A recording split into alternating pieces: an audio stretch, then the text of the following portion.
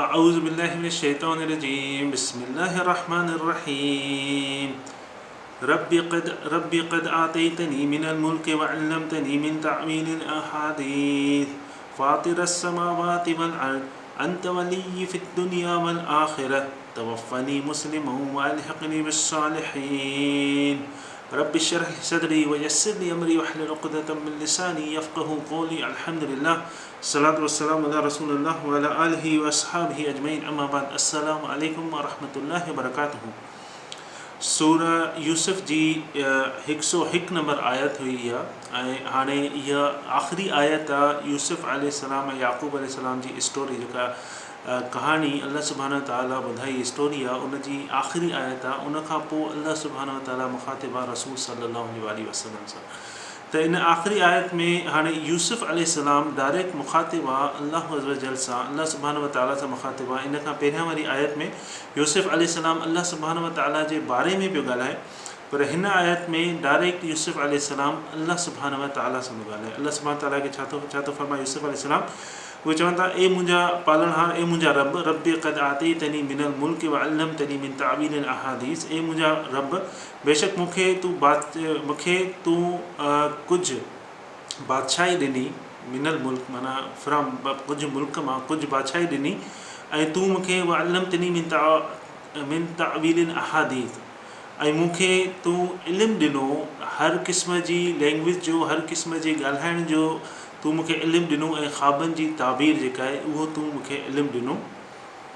फ़ातिरस समावाति वल अर्द, ए आसमान ऐं ज़मीन जा ठाहींदड़, ऐं आसमान ऐं ज़मीन जा ख़लकींदड़, ऐं आसमान ऐं ज़मीन जा बणाईंदड़। अंत वलिय्यी फ़िद दुनिया वल आख़िरह, तूं ई जेको दुनिया ऐं आख़िरत में तूं ई मुंहिंजो जेको आहे वली आहे। वली जी जेका इलाही वॾी माना आहे, उनजे पोइ ॻाल्हायूं था। तूं ई मुंहिंजो वली आहे दुनिया में ऐं आख़िरत में। तवफ़्फ़नी मुस्लिमन व अल्हिक़नी बिस्सालिहीन, मूंखे हिन दुनिया मां जॾहिं खणे त मुस्लमान करे खणिजां, ऐं व अल्हिक़नी बिस्सालिहीन, ऐं उन्हनि माण्हुनि में शामिलु कजां जेके सालिहीन हुजनि, जेके सुठा माण्हू हुजनि, नेक माण्हू हुजनि।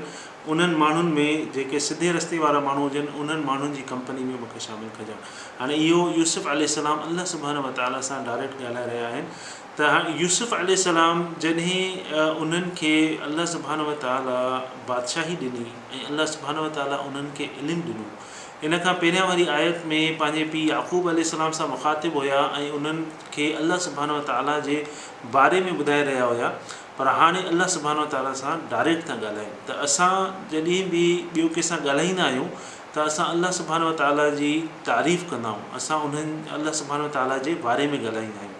पर हिते असांखे अल्लाह सुब्हानहू व तआला ॿुधाए थो त असां डायरेक्ट अल्लाह सुब्हानहू व तआला सां बि ॻाल्हायूं। हालांकि अगरि तव्हां निमाज़ पढ़ंदा आहियो, उन में सूरह फ़ातिहा जेका आहे उहो डायरेक्ट माण्हू अल्लाह सुब्हानहू व तआला सां मुख़ातिब हूंदो आहे। असां डायरेक्ट अल्लाह सां असांजी जेका आहे कन्वर्सेशन, असांजी गुफ़्तगू हूंदी आहे सूरह फ़ातिहा में। अगरि तव्हां सूरह फ़ातिहा जेका आहे अल्हम्दुलिल्लाह रब्बिल आलमीन, उहा अगरि तव्हां सही नमूने पढ़ंदव ऐं सम्झी, ऐं उनजी माना तव्हांखे ख़बर हूंदी, त तव्हां जॾहिं निमाज़ पढ़ंदा हो त तव्हांजो जेको मुख़ातिब हूंदा उहो अल्लाह सुब्हानहू व तआला सां डायरेक्ट मुख़ातिब हूंदा, अल्लाह ताला सां ॻाल्हाईंदा। त हिते यूसुफ अलैहिस्सलाम जेको आहे उहो अल्लाह सुब्हानहू व तआला खे चए थो त मुंहिंजा पालनहार, बेशक मूंखे तूं ई पंहिंजी बादशाही में कुझु बादशाही ॾिनी, अता फरमाई, ऐं मूंखे इल्मु ॾिनी, ऐं उन में जेको इल्मु जेको ॾिनी उहो बि फ़ातिर समावाति वल अर्द, तूं ई जेको आसमान ऐं ज़मीन जो ख़लकींदड़ आहे। हाणे यूसुफ अलैहिस्सलाम खे जेको इल्मु ॾिनो अल्लाह अज़्ज़ व जल, ॿिनि क़िस्मनि जो इल्मु ॾिनई। हिकिड़ो त अल्लाह सुब्हानहू व तआला उन्हनि खे बादशाही ॾिनी, हिकिड़ो फिज़िकल जेको इल्मु ॾिनो, त उहो जेको यूसुफ अलैहिस्सलाम खे अकाउंट्स इहे सभु शइ ख़बर हुई त कहिड़े नमूने मां इजिप्ट जे, मिस्र जे माण्हुनि खे कहिड़े नमूने कहत ज़दाली खां बचाईंदुसि। उहो अल्लाह सुब्हानहू व तआला इहो इल्मु ॾिनो उनखे। ऐं ॿियो जेको इल्मु हुयो डायरेक्ट जेको जन्नत मां जेको अल्लाह सुब्हानहू व तआला मथां जेको इल्मु ॾिनो, उहो रूहानी इल्मु जेको ख़्वाबनि जी ताबीर ॿुधाइण वारो, उहो इल्मु अलॻि ॾिनो। ॿिनि क़िस्मनि जो अल्लाह सुब्हानहू व तआला उन्हनि खे इल्मु ॾिनो। ऐं उहो जेको अल्लाह ताला उन्हनि खे इल्मु ॾिनो, उहे ॿई इल्मु जेके बि अल्लाह ताला उन्हनि खे ॾिनो, बादशाही बि ॾिनई ऐं हिननि खे रूहानी इल्मु जेको ॾिनई उहो बि ॾिनई, उहो उन्हनि इस्तेमालु छाजे लाइ कयो?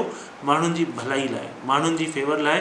अल्लाह जी जेका ख़ल्क़त आहे, अल्लाह सुब्हानहू व तआला जा जेके बंदा आहिनि उन्हनि जे महिनत लाइ, उन्हनि जी भलाई लाइ उन्हनि जेको आहे इहो पंहिंजो इल्मु इस्तेमालु कयो।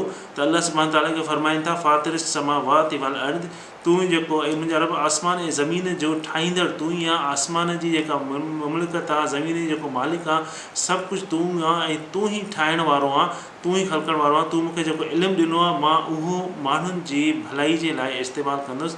ऐं उहो यूसुफ अलैहिस्सलाम माण्हुनि जी अल्लाह जी जेका ख़लक़त आहे, अल्लाह जी जेके बंदा आहिनि उन्हनि खे फेवर ॾियण लाइ पंहिंजो इल्मु ऐं पंहिंजी जेका बादशाहत, इहे ॿई शयूं इस्तेमालु छाजे लाइ कयूं? माण्हुनि जी भलाई लाइ। पंहिंजे लाइ उन्हनि कुझु बि न कयो, माण्हुनि जी भलाई लाइ। उन्हनि खां पोइ चवंदा अंत वली फ़ि दुनिया वल आख़िर, तूं ई दुनिया ऐं आख़िरत में मुंहिंजो वली आहे। वली जी माना छा आहे? वली जी माना आहे त असां वली जी माना तव्हां सभिनी खे ख़बर हूंदी, वली जी माना आहे दोस्त। त वली जी इलाही ॿी वसी माना इहा बि आहे त वली चवंदा आहिनि जीअं वली अल अमर, जीअं फैमिली जो को वॾो हुजे, जेको प्रोटेक्ट करे, जेको हिफ़ाज़त करे, जंहिंजे हथ में डिसीशन हुजनि ऐं जेको तव्हांखे हर मुश्किलात मां जॾहिं बि तव्हांखे मुश्किलात में अचो तव्हांखे ख़बर हुजे त मुंहिंजो केयर टेकर कोई न कोई वेठो आहे ऐं उहो मुंहिंजी मदद कंदो। तव्हांजो रहनुमा या तव्हांजो जेको दोस्त हुजे, तव्हांखे कहिड़े बि क़िस्म जी तकलीफ़ पहुचे, तव्हां चओ त मुंहिंजो वली वेठो आहे, मुंहिंजो दोस्त वेठो आहे, मुंहिंजो रहनुमा वेठो आहे, मुंहिंजो जेको प्रोटेक्ट ऐं हिफ़ाज़त करण वारो वेठो आहे, मां उन सां इहो मसइलो डिस्कस कंदुमि त उहो जेको आहे मुंहिंजो मसइलो हल कंदो, उनखे चवंदा आहिनि वली। ऐं इन खां अलावा इहे अल्लाह सुब्हानहू ताला जा नाला आहिनि वली। ऐं ॿियो आहे मौला। मौला जो मक़सदु छा आहे? मौला जो मक़सदु बि अगरि तव्हां चवंदो त मौला जो मक़सदु बि उहो ई आहे त का शइ हिकिड़ो त तव्हां चवंदव वली त मिसाल जे तौर ते तव्हां जेको दोस्त आहे या तव्हां जेको हिफ़ाज़त करण वारो आहे, उहो तव्हांजी हिफ़ाज़त करण लाइ मौजूदु न आहे, उहो ऑफ़िस वियो आहे या तव्हां ॿाहिरि निकितल आहियो, पर तव्हां जॾहिं ॿाहिरि निकितल आहियो त तव्हांखे उन वक़्तु उन जी ज़रूरत थी पए, उहो उन वक़्तु अवेलेबल न आहे, छो जो उहो ॿियनि कमनि में मसरूफ़ आहे। जीअं मिसाल जे तौर ते चवंदा आहिनि त हिन माण्हू में इलाही सब्र आहे, साबरीन आहे, पर जहिड़े वक़्तु तव्हां उन जो ज़िक्र था कयो सब्र जो, ज़रूरी न आहे त उहो माण्हू उन वक़्तु सब्र जी हालत में हुजे। थी सघे थो उहो माण्हू उन वक़्तु उनजो सब्र जेको आहे उहो घटि थी वियो हुजे ऐं उहो किथे न किथे बेसब्र हुजे, या वरी उन वक़्तु उहो माण्हू सब्र वारो न हुजे। जीअं को शागिर्दु आहे, तव्हां चवंदव इहो शागिर्दु जेको आहे ॾाढो ओबीडेंट आहे, ॾाढो इख़लाक़ वारो आहे, ॾाढो सुठो आहे, पर थी सघे थो तव्हां जहिड़े वक़्तु उन शागिर्द जो ज़िक्र था कयो, उहो शागिर्दु ॿिए कंहिं क्लास में उनजो इख़लाक़ सुठो न हुजे। त इन करे वली चवंदा आहिनि वली त आहे, पर इहो ज़रूरी न आहे त उहो उन वक़्तु एक्ट कंदो हुजे। पर मौला जो मक़सदु इहो आहे त जॾहिं तव्हांखे उन वक़्तु उन शइ जी ज़रूरत आहे ऐं उहो उन वक़्तु मौजूदु हुजे, तव्हां सां कोई बि प्रॉब्लम पेश अचे थो ऐं तव्हां चओ था मूंखे हाणे मदद खपे, मूंखे हाणे पंहिंजो दोस्त खपे, मूंखे हाणे हिफ़ाज़त वारो खपे, उन वक़्तु जेको तव्हांजी मदद करण लाइ अचे उनखे चवंदा आहिनि मौला। वली ऐं मौला में इहो फ़र्क़ु आहे त वली जेको आहे उहो वली त आहे ई आहे, पर इहो ज़रूरी न आहे त उनजो इहो एक्ट उन वक़्तु हुजे। पर मौला जो जेको मक़सदु इहो आहे त उहो उन वक़्तु जहिड़े वक़्तु तव्हांखे ज़रूरत आहे उन वक़्तु तव्हांखे उहो मौजूदु हुजे ऐं उहो तव्हांजी मदद करे। त इहो मां वली ऐं मौला इहो छो थो इन जी डिफरेंस तव्हांखे ॿुधायां, इन जो मक़सदु छा आहे त अल्लाह सुब्हानहू ताला सूरह मुहम्मद में जॾहिं जंग बदर थिए पई, उन वक़्तु अल्लाह सुब्हानहू ताला मोमिननि खे रसूल सल्लल्लाहु अलैहि वसल्लम जन खे ॿुधाए रहिया हुया ज़ालिक बिअन्न अल्लाह मौलल लज़ीना आमनू व अन्नल काफ़िरीन ला मौला लहुम। अल्लाह सुब्हानहू ताला चए थो त अल्लाह सुब्हानहू ताला मौला आहे उन्हनि जो जंहिं ईमान आंदो, आमनू जेके ईमान वारा आहिनि, जेके मुस्लमान आहिनि, अल्लाह सुब्हानहू ताला उन्हनि जो मौला आहे। ऐं उन्हनि जेके काफ़िर आहिनि, जेके डिसबिलीवर आहिनि, जेके काफ़िर आहिनि, जेके मुशरिक आहिनि, उन्हनि जो को बि मौला कोन्हे को। हाणे अल्लाह सुब्हानहू ताला इहो मुस्लमाननि खे ॿुधाए रहियो हुयो त अल्लाह सुब्हानहू ताला मौला आहे। ऐं इहो ज़ाहिरी ॻाल्हि आहे, मां तव्हांखे छा ॿुधाई त उन वक़्तु अल्लाह सुब्हानहू ताला मदद करण लाइ आहे, मतिलबु तव्हां जॾहिं जंग कंदो त अल्लाह सुब्हानहू ताला मदद करण लाइ आहे। उनखां पोइ वली जेको आहे उहो सूरह बक़रा में इस्तेमालु थियल आहे, अल्लाहु वलियुल लज़ीना आमनू युख़रिजुहुम मिनज़ ज़ुलुमाति इलन नूर। अल्लाह सुब्हानहू ताला फरमाए थो अल्लाह सुब्हानहू ताला वली आहे उन्हनि जे लाइ, मोमिननि लाइ अल्लाह सुब्हानहू ताला जेके ईमान आणनि था उन्हनि जे लाइ वली आहे। अल्लाह सुब्हानहू ताला उन्हनि खे तारीख़ियुनि मां, उन्हनि खे ऊंधाई मां, उन्हनि खे ख़राबु रस्ते तां कढी करे नूर जे रस्ते ते आणे थो, उन्हनि खे नूर जे रस्ते, उन्हनि खे सिधे रस्ते ते आणे थो ऐं अल्लाह सुब्हानहू ताला वली आहे। पर जेके काफ़िर आहिनि, जेके मुशरिक आहिनि, उन्हनि जा बि वलीज़ आहिनि। त अल्लाह सुभाणे ताला चए थो वल्लज़ीन कफ़रू औलियाहुम, जेके काफ़िर आहिनि, जेके मुशरिक आहिनि, जेके शिरक था कनि, उन्हनि जे जेके कुफ़ुर था कनि उन्हनि जा बि वली आहिनि, पर उन्हनि जा वली उन्हनि खे रोशनी जी तरफ़ खां खणी करे ऊंधाई जी तरफ़ था वठी वञनि। रोशनी मां नूर मां युख़रिजूनहुम मिन नूर इला ज़ुलमात, मतिलबु उहे सिधे रस्ते तां नूर जे रस्ते तां सिधे रस्ते तां वठी करे उन्हनि खे ऊंधाई जी तरफ़ वठी था वञनि। त जॾहिं अल्लाह सुभाणे ताला चए थो मां वली आहियां कंहिंजे लाइ, मोमिननि लाइ, जॾहिं असां चऊं था वली त ऑटोमेटिक असांखे इहा शइ ख़बर हुजणु घुरिजे त अल्लाह सुभाणे ताला मौला बि आहे। मतिलबु वली अल्लाह सुभाणे ताला असांजी हिफ़ाज़त करण वारो, अल्लाह सुभाणे ताला असांजो दोस्त, अल्लाह सुभाणे ताला असांजी हर जेका आहे ज़रूरत पूरी करण वारो, असां साह खणूं था, असां ॾिसी सघूं था, असां हली सघूं था, इहो सभु अल्लाह सुभाणे ताला जी जेका महिरबानी आहे असांजे मथां, असां इहे सभु उनजे करे आहे। पर उन वक़्तु जॾहिं असांखे ज़रूरत पवंदी आहे अल्लाह सुभाणे ताला चए थो मां उन वक़्तु बि तव्हां सां गॾु आहियां, मां मौला आहियां। पर उन्हनि जो मौला न आहियां जेके कुफ़ुर था कनि, जेके शिरक था कनि। उन्हनि जा वली जेके आहिनि उहे उन्हनि जा बुत आहिनि, उन्हनि जा बोपा आहिनि, उन्हनि जा जेके आहिनि पीर आहिनि, उन्हनि जा फ़क़ीर आहिनि, उहे उन्हनि खां वञी घुरनि था। उहे उन्हनि जा वली त आहिनि पर उहे उन्हनि जा मौला नथा थी सघनि, वक़्त ते उन्हनि खे धोखो ॾियण वारा आहिनि। त यूसुफ अलैहिस्सलाम हिते फरमाइनि था अंत वली फ़ि दुनिया वल आख़िर, त यार तूं ई वली आहे ऐं तूं ई जेको आहे उहो वली जॾहिं चऊं था त मौला ऑटोमेटिक उन में अची थो वञे, तूं ई वली आहे ऐं तूं ई मौला आहे दुनिया ऐं आख़िरत में।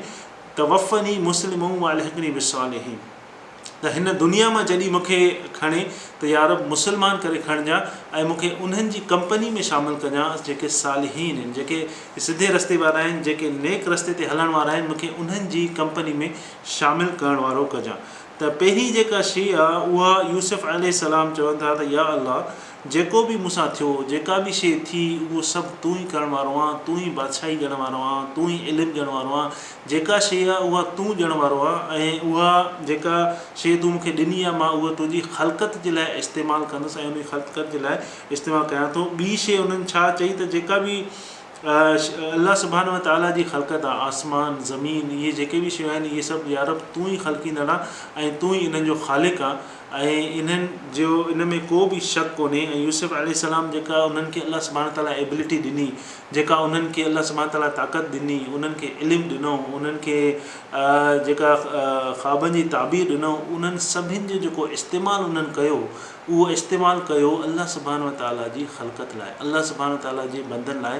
त जीअं जेके मिस्र जा माण्हू आहिनि उहे उन्हनि वटि कहत न अचे ऐं माण्हू बुख में मरनि ऐं उन्हनि खे जेको आहे मां अहिड़े नमूने जेको सभु कुझु कयां त जीअं माण्हू 7 साल जेके आहिनि कहत ज़दारी वारा हुजनि ऐं 7 साल ॿिया 7 साल जेके ख़ुशहाली वारा आहिनि उन में अहिड़े तरीक़े सां हलाया माण्हुनि खे त जीअं ॿिया 7 साल कहत ज़दारी वारा आहिनि उन्हनि में उहो जेके सेव जेको थियलु हुजे, अनाज जेको बि खाधे पीते सामान उहे खाइनि, जीअं 7 साल उहे गुज़रनि, 7 साल गुज़रंदा उनखां पोइ जेको अल्लाह सुभाणे व ताला बारिश वरसाईंदो ऐं उनखां पोइ सभु सिस्टम सही थी वेंदो। त उन्हनि पंहिंजी तालीम, उन्हनि पंहिंजो हुनुर, उन्हनि पंहिंजी जेका फिज़िकल अल्लाह सुभाणे ताला उन्हनि खे बादशाहत ॾिनी ऐं उन्हनि खे जेको इल्मु ॾिनो इहो सॼो इस्तेमालु उन्हनि छाजे करे कयो, अल्लाह सुभाणे व ताला जी ख़लक़त जे करे।